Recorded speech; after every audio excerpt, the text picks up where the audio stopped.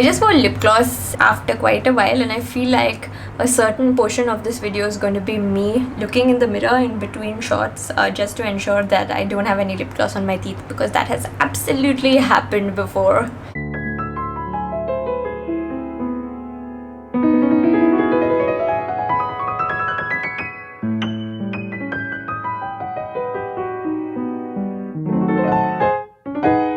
Hi guys, it's Magali, and if it's your first time on my channel, then welcome. If you're a returning viewer, welcome back. I make regular videos on beauty, fashion and lifestyle. Right now it's the end of October, so that means it's time for another monthly favorites video where I just sum up products and like things that I have enjoyed throughout the month of October. I have done one of these every single month for the whole of 2020. So if you enjoy these kind of videos, don't forget to hit the red subscribe button below this and subscribe so that you never miss a new video. And if you are already subscribed, of course, thank you. I really appreciate you being a part of our little virtual family. So I feel like the end of October is a very exciting time in the calendar because we have finished some festivals now.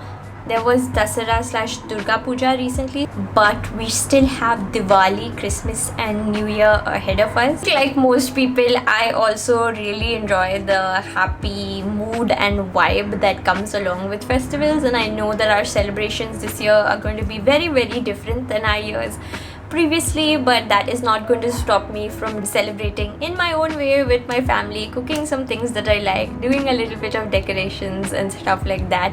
I'm very, very excited for all of those things to come. And the end of October right now is like seriously transitional weather in Mumbai because we've just left monsoon behind. We are going to be going into our version of autumn winter, but the whole of October was really, really hot. It's really humid, it's really muggy, it's kind of miserable weather, but since it just comes for about 1 month, I think it's kind of easy to bear. Also, I know we don't have a serious winter, but I feel like it just becomes the most pleasant time of the year because the temperatures drop to a really comfortable level. You can just like live your life nicely and you don't necessarily have to layer up or anything like that. It's just right. I really love Mumbai's winter. The only thing that sucks about it is how quickly it gets over. So when I was gathering up my stuff for this month's favorites video, I realized that I probably have the least amount of products that I've ever had in a video so far, and for a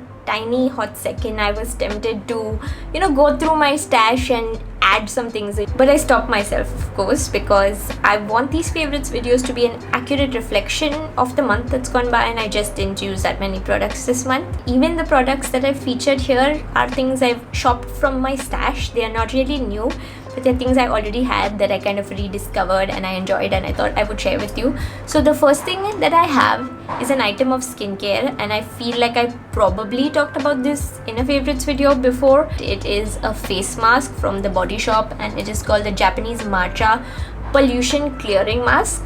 This is a really lovely, gentle, creamy but clarifying mask that I tend to reach for whenever my skin is feeling a little bit oily or congested. I find that a lot of clay masks can just be a little harsh in the sense that they take out the oiliness, yes, and they do like cleanse out your pores, but sometimes they just pull out a little too much and leave you feeling dry. So if you guys have felt that way about clay masks also, but just want a gentle, calmer alternative, then you guys should definitely check out this matcha mask. I have loved this one and I've used it really heavily.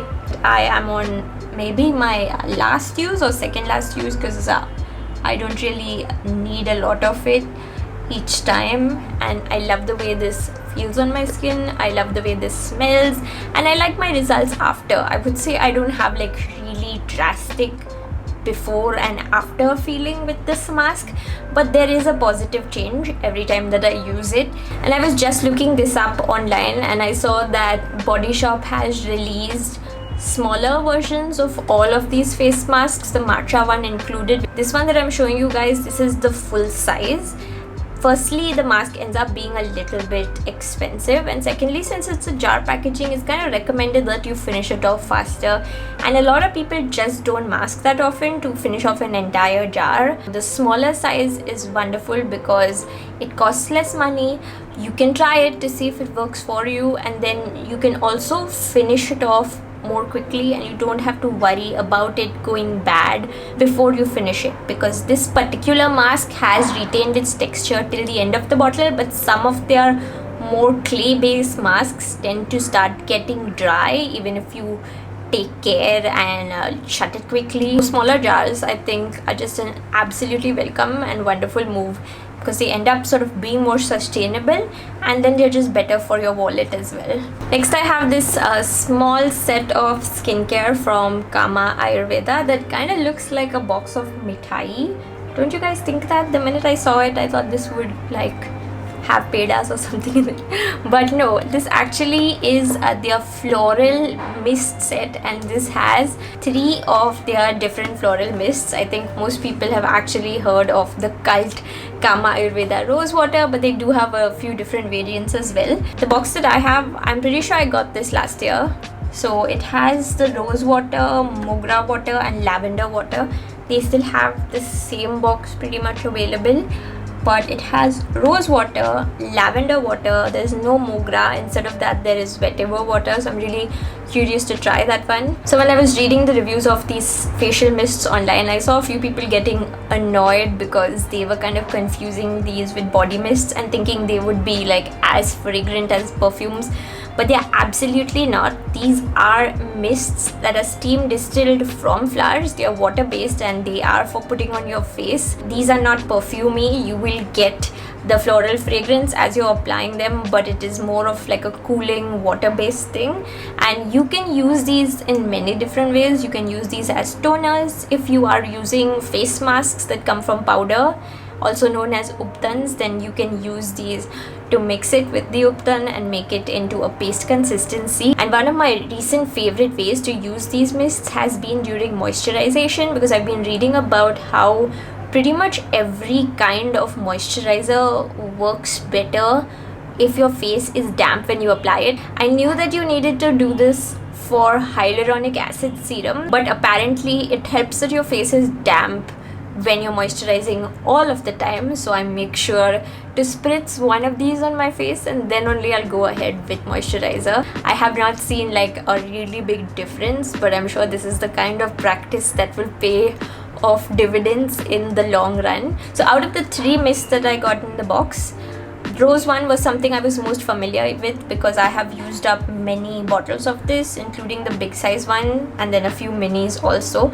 But I like the lavender one the best just because lavender fragrance is one of my favorite things ever. So these mists are obviously available on their own as well, but if you guys get the box, firstly you end up getting a little bit of a discount, and then secondly, of course, the packaging is absolutely pretty. So this is gifting ready. If you guys are buying this to gift it to anybody, you don't have to take extra effort on making it look fancy, and if you're buying it for yourself, then it just looks nice, and good packaging just adds to an overall nice experience. And my next favorite is actually kind of a tech item. It is this Google Nest Audio smart speaker that I just recently purchased, and I have been quite obsessed with it ever since I bought it, because I am an avid smart speaker user, and ever since I bought my first smart speaker in 2017, maybe it was an Amazon Echo speaker, I've been obsessed with talking to my speaker and telling it to do things for me, asking it questions, telling it to set alarms and timers. If you have one of these, it seriously changes your life, and it's kind of hard to not have a smart speaker. I think they're a bit of everyday technology that has made my life a lot more pleasant, I guess. So the main speaker I was using before this one was a Google Home speaker already. I was really used to the commands, and I was really used to asking it to play my favorite music and stuff. Now this Nest Audio is one of the newly released speakers that they just launched, I think earlier this month, and I bought it as soon as it was available. So this one is such a big upgrade over the previous Google Home speaker, because while that one sounded like good enough, maybe this one is just so much louder and it actually sounds excellent. Hey Google, play Chillhop Essentials Fall 2020 from Spotify. Playing Chillhop music on Spotify.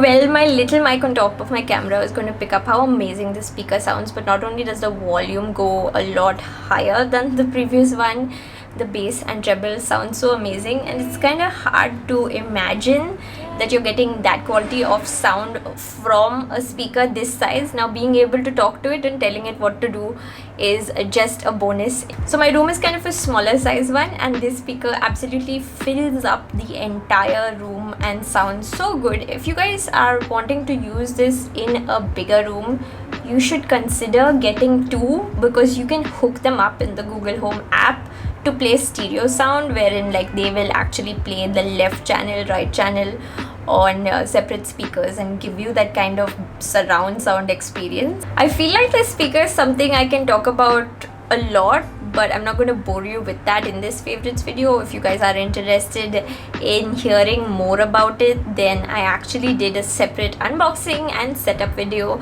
on my vlog channel. I'm going to link it over there. That has all of the information, and you guys can just see me set it up. It's actually really easy, but I just take you guys through the process. And my next favorite item is actually a drink, or it's kind of two drinks depending on how you look at it. It is these new flavors from Paperboat called golguppe ka paani, and they used to have a golguppe ka paani flavor so many years ago, but then they discontinued it, and now they brought it back, except that there are two variants of it. There's the green one, which is called Thika golguppe ka paani, and then there is this kind of brown maroon one, which is the meetha paani.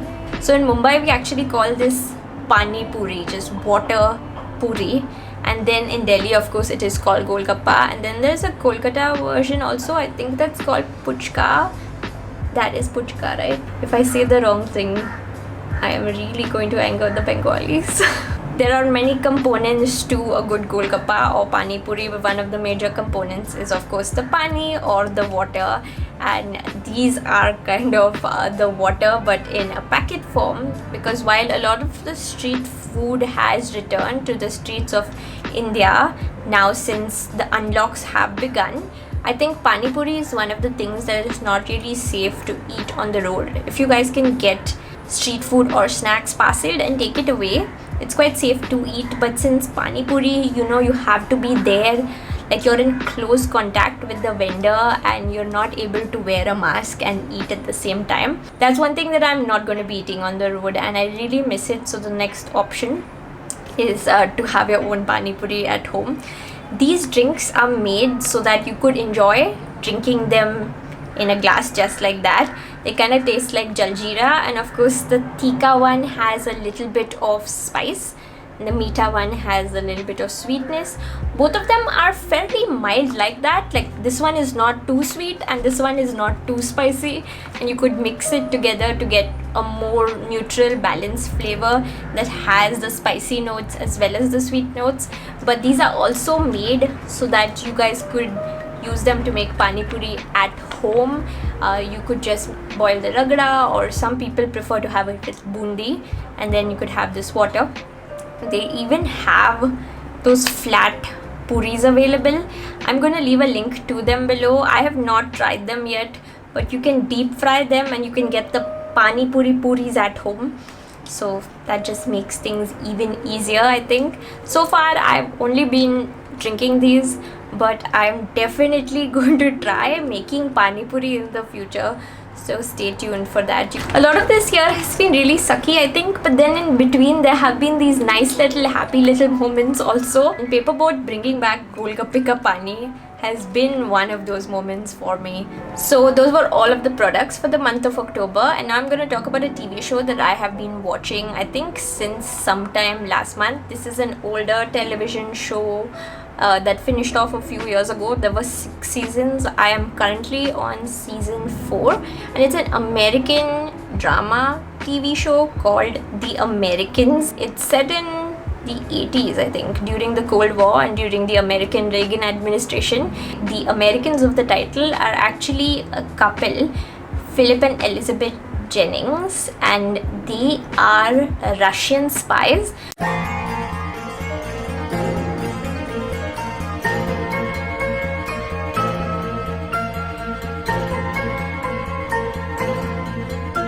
but they're actually so well trained. They are under like a false identity as Americans, and they just seem like a really normal American couple. They have 2 kids, they live in this adorable suburban house, but they're also doing spy stuff all of the time. Now I feel like if you hear spy TV show or spy movie, you get this very specific idea in mind of how a spy TV show is going to be set up. Although it is a drama that revolves around spies, it's also like a very real show, and it sounds weird to use like real in this context, but it doesn't do all these shocking twists and turns just to get you excited like Grey's Anatomy or something, where they just kill off people for fun, or they just do this absurd drama that would never really happen in real life. This one, it focuses on the human element of like the main family and all of the people around them. Like, you can see them doing their spy stuff, but you get to know them as people. It's not so much about the work that they do, but it's about themselves. I think it also humanizes most of the characters that they interact with. Like, there aren't one-dimensional characters. Everyone has their own hopes, their own dreams, their motivations. It's very easy to see spies as villains or as brainwashed or something like that, but you know, you see that they believe in what they're doing and why they're doing it, and I think that is where the writing of the Americans really excels. So I have been thoroughly enjoy watching it. I would definitely recommend checking it out if you're looking for a show that's really interesting and kind of slow burn. That does not mean that it moves slowly, but that means that it creates like this beautiful tension, and there are these interesting moments also. I had also mentioned Lovecraft Country as a horror TV show in a recent favorites video, and during that time I was still watching the first season. Now I have finished the first season. I thought I would also give it a little shout out. It was a little bit all over the place, a little bit messy. It was still quite deep. It was still really entertaining to watch, and I like how each episode was pretty self-contained. So if you happen to just watch one episode of Lovecraft Country, there's a start to the story, there's a finish to the story. It's like they all have their own distinct themes, but also of course there is a central arc binding the whole season together. It was pretty good because there aren't that many horror TV shows out there. Lovecraft Country was so different because it featured black people mainly, and they're someone who have been historically just excluded from horror as a genre a lot, or they are like always the first people to die in horror films. I do hope they get a season 2. Like, I know that producing TV shows is really difficult during these times, but yeah, I hope that happens, and I hope I get to see more of the show. That's a wrap for my October favorites, and I'm just gonna do a really quick tiny little plug for my membership program, because I've had membership on this channel for about a month now. You will see a little join button below this video next to the subscribe button. That means you can sign up to be a member, which supports me directly. There are 2 tiers available, which are both extremely affordable. The lower tier is just the cost of 2 samosas, I like to say. If you guys sign up to be a member, you do get some perks, including early viewing of my videos, so you get to see them a day before they go public and everybody else sees them. And there are quite a few other things also that I have set up as well. Being a member is like a recurring monthly subscription, but if you sign up now, you can cancel at any time in the future. You are not tied in. If you guys would like to see the information and the list of perks that you guys can get, then just press the join button below and you can have a look. If you have any questions also, feel free to ask me anytime. Thank you to Tejas for being a Cup of Chai member and supporting this channel and the videos that I create. As always, if you guys found anything interesting in the month of October, be it a product, TV or a movie or food, book, music, just about anything, leave a comment and let's chat about it. Thank you so much for watching. I will see you guys in my next video. Bye.